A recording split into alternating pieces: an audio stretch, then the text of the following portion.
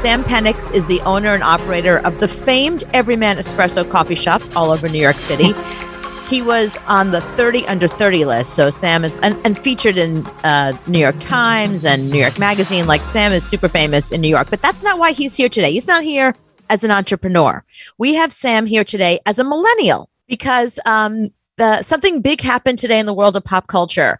And I feel like two 40-year-olds explaining this is, probably not as good as a millennial explaining this to everybody. So, first of all, hello, Sam. Thank you very much for joining us. Hello.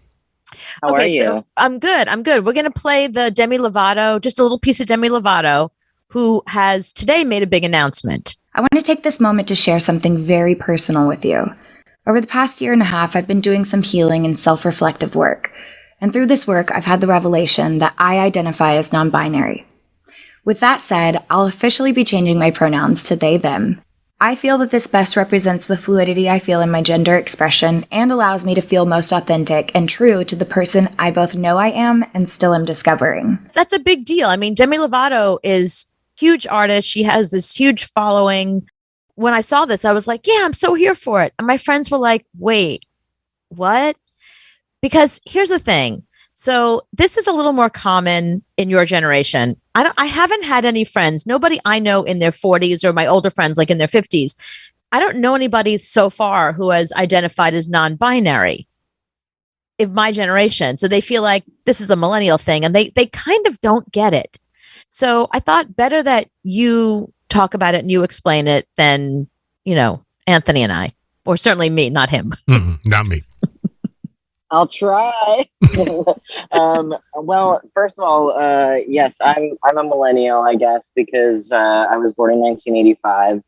But I would say that for me, I also didn't grow up with a lot of people that identified as non-binary, and I think that this is maybe to give them credit, a little bit more of a Gen Z or the generation after me. But as somebody who is adjacent to the non-binary community and has a non-typical gender myself as a trans man, I think I can identify enough to kind of boost up my non-binary siblings.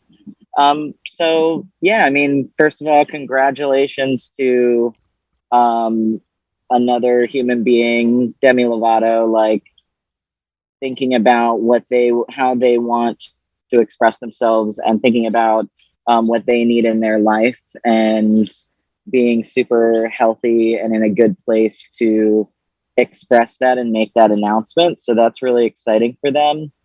What do you want to know?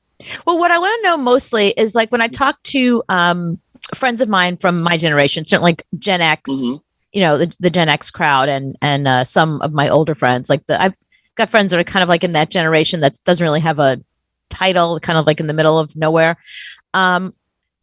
Because this is sort of like a new concept, I know people my entire life who just identify as like androgynous. That was always the thing. And maybe this is just like another term, another way to kind of express that. Like, I don't really identify as male or female. People are having a hard time. Yeah, but people are having a hard time understanding non-binary when you look at, someone like Asia Kate Dillon from Billions, like when they came out as non-binary, it was like, oh, that makes sense. Like there are pronouns for the identity that when you look at somebody and go male, female, not sure, they, them, got it. And I think for a lot of people of older generations, they look at that and they're like, wait, but what about, like last week we talked about Courtney Stodden, and Courtney Stodden is really an interesting character because they are very feminine looking and very beautiful and very into like makeup and hair and very sexy. And the minute people look at them, they think, oh, she's hot. No, she's a they and them. And she's trying to express that she's been non-binary forever. And she just now has the words for it. And that it's very confusing for some people when you look at somebody and they don't look like what you would think of when you think of somebody who's non-binary.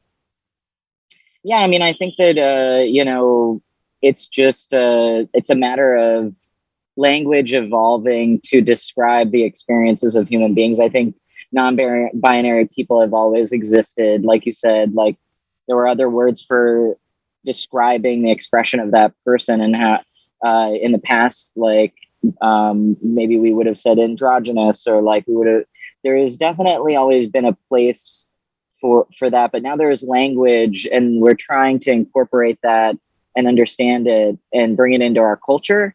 And I think that's where people get hung up. But the thing is you don't have to completely understand anything.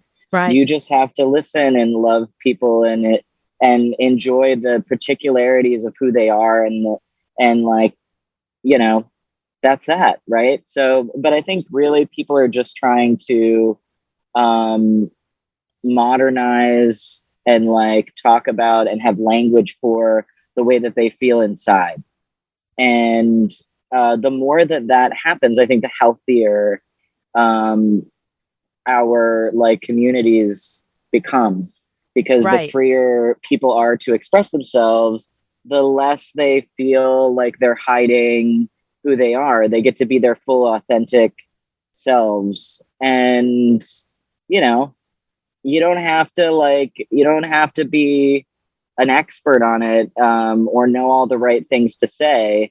I think that all that people are asking for is that you have an open mind and an open heart, and you have, you know, some good listening skills.